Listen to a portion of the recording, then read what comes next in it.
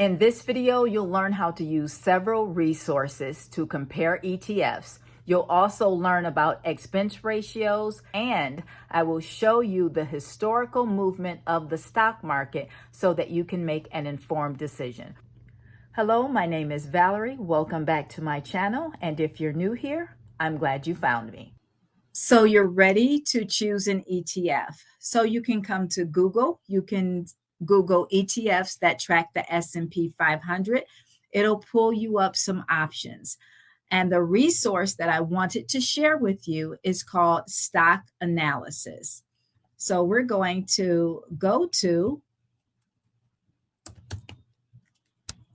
Stock Analysis, which is here. Now, several things come up, but I'm going to share with you Stock Analysis. And I love this tool for a reason that you'll see. It says ETF Comparison Tool. So you can compare ETFs side by side. And what I like about this is that this site is so clear. So it's clear, it's easy to read. There's not a lot going on. This is a free site. You don't have to log in. I did not log in. I didn't sign up for anything. I can just come here and use this. So right here where it says search for an ETF, you can put one of your choices here. So here is VU.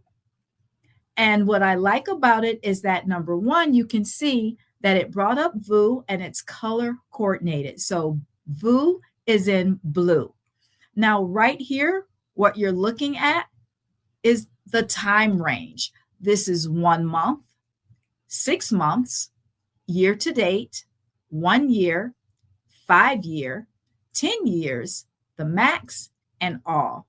So you can see that the 10-year is highlighted, and that's because I want to look at the 10-year range because I'm long-term investing. I'm looking for the compound interest that I'm going to get over the long haul. Now, the other thing I want you to notice is look here. So however you want this chart to show you the results, you can choose that by clicking this caret. So I'm going to leave it on total return, but you have an option of the stock price, the price change in percentage, you have total return, you have dividends, you have dividend growth, and you have dividend growth year over year. So you can choose either of those. I'm going to leave it on the total return, and I want to see that total return in percentages. Now I'm just going to scroll down so that we can see the 10 years. So we can see all the way from January 20th, 2015, we see that VU cost $155.01, and it had a growth of 0.25%. 155.01 was the price of the ETF. Now, let's take a look at this chart.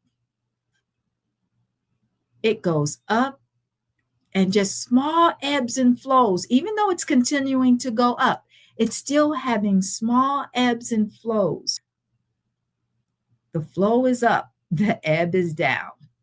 If you noticed, you can see that with Stock Analysis, it shows you every point, and it gives you the price of the ETF and the percentage of that return. So now I'm going to take us up, and we're going to add that second ETF. We saw IVV, so I'll add IVV. I'm going to click IVV, and it brings up IVV in a different color. So IVV is presented on the chart in orange. And look at how they track. You can barely see VOO, but it's there. You can see it in the information box. Now let's take a look at the market. Up, down, and it went back up. And look at where we are here. February 14th, 2020. We all know what was coming about around this time. And people panicked. and they sold.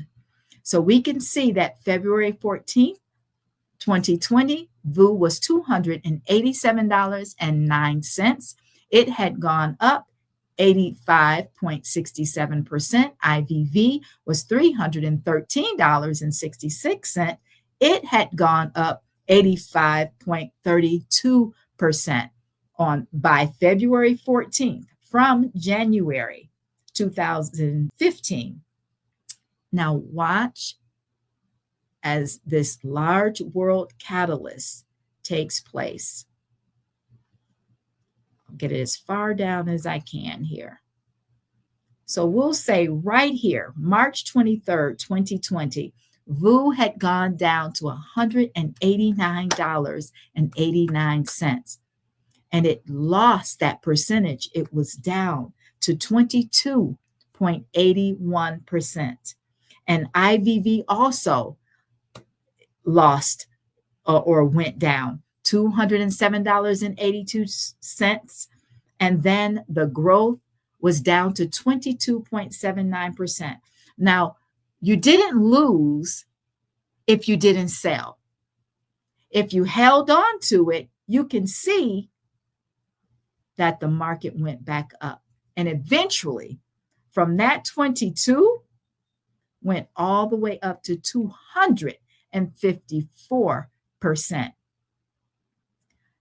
Down here is where experienced investors bought not only ETFs, but stocks at the lowest, just the lowest of lowest prices. And they held because experienced investors know that the stock market goes up. The trajectory is still up. But here's the other thing that I like about stock analysis. You can add another one, but instead of adding another S&P 500 ETF, I'm going to add the total stock market. I'm going to add VTI. Now, VTI holds all of the companies that are in the United States stock market, thousands of companies. It's represented on the chart in purple. And we can see it's almost married here. And again, what I like about stock analysis is that there is no guesswork. You can see exactly what the prices are. And as we go up, we can see, I'll take you to the top, that VU edged out IVV just by a little bit. We have VU at 255 and IVV at 254 and some percentages, and VTI, the total stock market, everything, thousands of companies, is at 238. And this is what I love about this resource. The other thing that you should be aware of, there is something else to compare. It's not just growth, guys. It's something called an expense ratio. The expense ratio are the operating costs for managing the fund.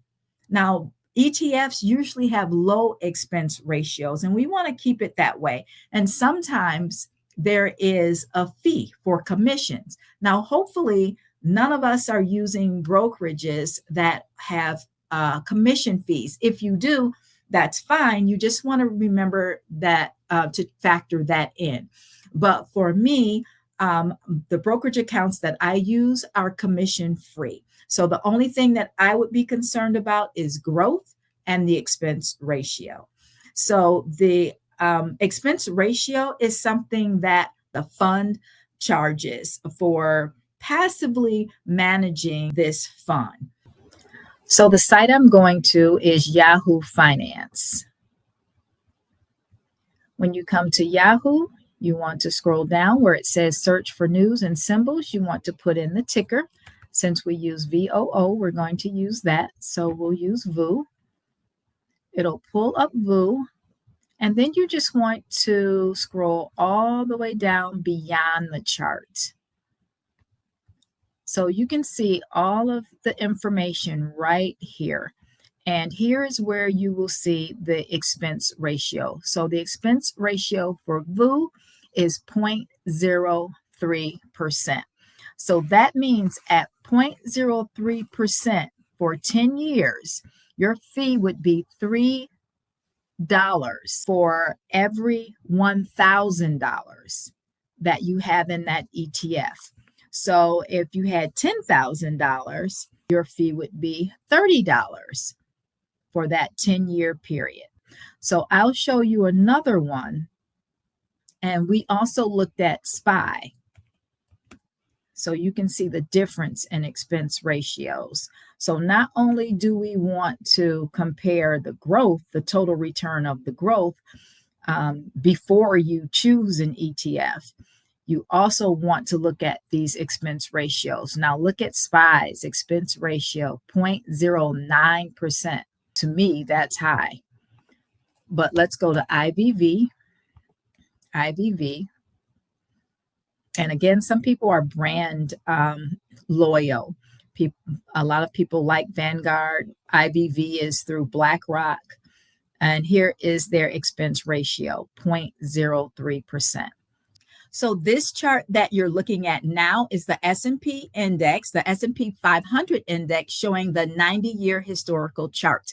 I wanted to show you this chart to lend some validity to what I'm saying and what I'm sure you're hearing other YouTubers say about the stock market continuing to go up.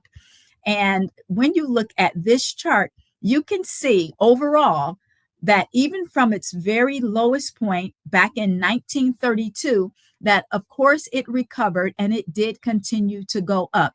Not, however, in a straight line. It continued to have its ebbs and flows. So in the stock market, there is a possibility that you can lose money. It is inherent that you can lose money in the stock market. When we're talking about long-term investing, we're talking about even holding on through these downturns. It began to go back up, came back down, and even holding on again through these obvious downturns in the market. As a matter of fact, when the market has great downturns like this is the time again to buy. This is the time to buy. If you have extra money on the sidelines, yes, you're already dollar cost averaging, but when the stock market has a significant downturn or a crash, as it were, this is the time to deploy more money into the market so that when the market recovers, you will capture all of those gains. So this is what I wanted to show you to give you some confidence to hold on in your 10 years, in your 20 years. If during your time of long-term investing, there are catalysts that drive the market down, you will know that the market will continue to go up and you won't be afraid to hold on to your stocks.